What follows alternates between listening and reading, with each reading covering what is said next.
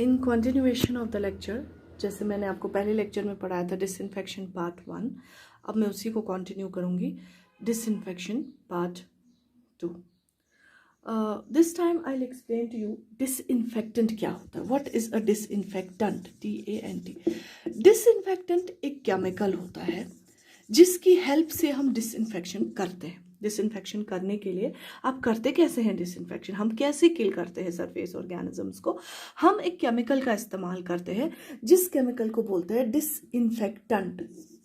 एक केमिकल का इस्तेमाल करते हैं that is called as disinfectant, और the process of disinfection is done by using a chemical which you commonly called as disinfectant. मैं आपको कॉमन एग्जांपल्स देती हूँ जो सब बच्चों को पता होगी।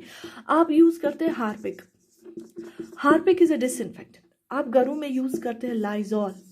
Lysol is a disinfectant. ऐसे ही हजारों करोड़ों डिसइंफेक्टेंट्स है हमारे डे टू डे लाइफ में। आप यूज करते हैं अपने Savlon, Dettol, they all are disinfectant. So disinfectant एक केमिकल होता है जिसकी हेल्प से हम डिसइंफेक्शन करते हैं। आपका जो प्रोसीजर ऑफ डिसइंफेक्शन है that can not be done without a disinfectant. So what is a disinfectant? Disinfectant is a chemical which help us to go for the process of disinfection. ये मैंने आपको common examples बताई कि disinfectants कौन कौन होते हैं। स्टूडेंट्स, इसको और ब्रॉडली क्लासिफाई करते हुए मैं आपको बता दूं, disinfection is mainly of 2 types. ठीक है, first type of disinfection is called as natural disinfection and second type of disinfection is called as artificial as another name, you can call it as man-made disinfection.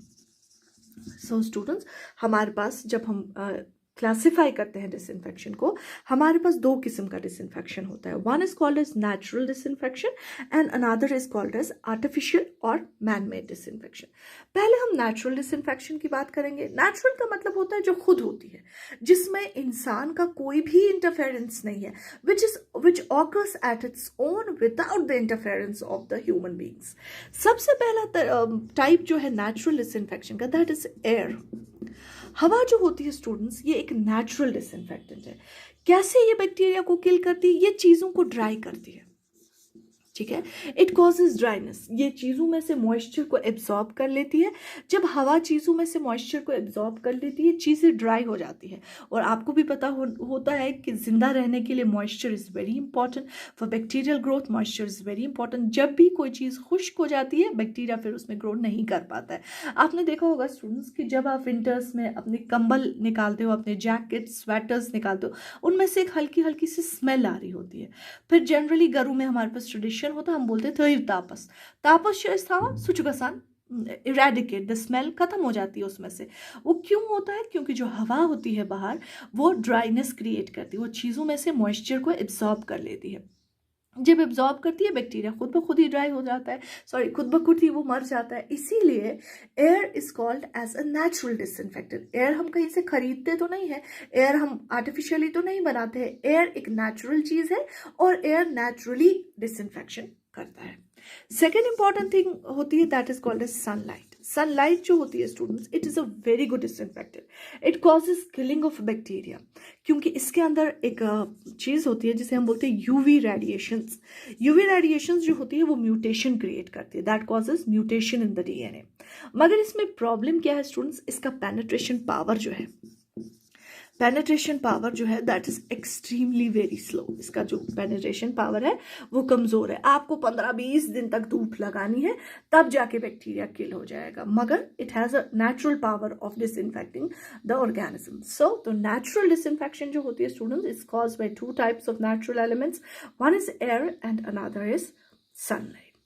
अब बात करेंगे artificial disinfection की। Artificial का मतलब होता है man made, जो हम खुद ही बनाते हैं और खुद ही अपनी प्रोटेक्शन के लिए इस्तेमाल भी करते हैं। अगर हम ब्रॉडली क्लासिफाई करें ना, आर्टिफिशियल डिसइंफेक्शंस का कोई हद ही नहीं है।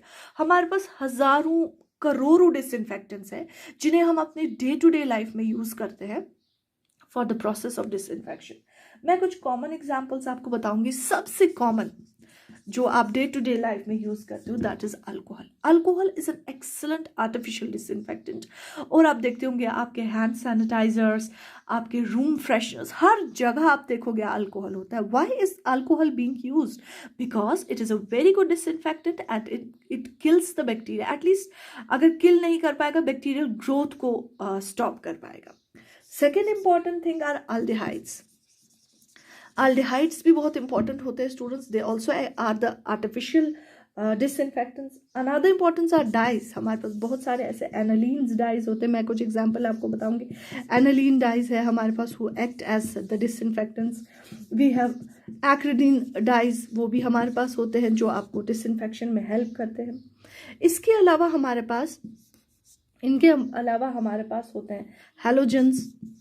Halogens also act as a very good type of disinfectants. We have phenols. Phenols है हमारे पास, जैसे आप देखते होंगे जो जनरली एक हॉस्पिटल स्मेल होती है, that is because of this disinfectant which you called as phenol. Okay, we have gases. हमारे पास बहुत सारे गैसेस ऐसे अवेलेबल है who act as a very good disinfectants. हमारे पास उसके अलावा सरफेस एक्टिव एजेंट्स होते हैं. सरफेस एक्टिव एजेंट्स हमारे पास बहुत सारे होते हैं, जैसे मैंने आपको बोला लाइजॉल, डेटॉल, हार्पिक, फिनाइल, बहुत सारी ऐसी चीज़ें हैं जिन्हें आप डे टू डे लाइफ में यूज़ करते हैं.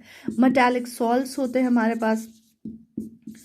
अगर मैं आपको मेजर एग्जाम्पल्स कुछ बताऊं, आप जो यूज़ करते हैं, formaldehyde is one of the it's one of the aldehydes which you commonly use for disinfection. There are glutaraldehyde which is commonly used for the process of disinfections.